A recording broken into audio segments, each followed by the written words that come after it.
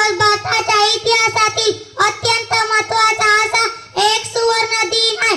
महात्मा गांधी, लोकमान्य टिळक, नेताजी सुभाषचंद्र बोस, सरदार वल्लभभाई पटेल, शहीद भगत सिंग यांसारख्या अनेक थोर क्रांतिकारक व स्वातंत्र्य सैनिकांच्या बलिदानामुळेच आपल्याला स्वातंत्र्याचा सूर्य अनुभवता आला.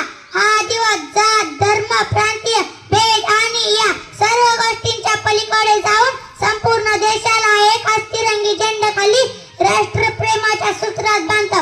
15 ऑगस्ट 1947 रोजी देश स्वतंत्र झाला आणि 26 जानेवारी 1950 रोजी आपले संविधान अंमलात आले. एक जबाबदार तरुण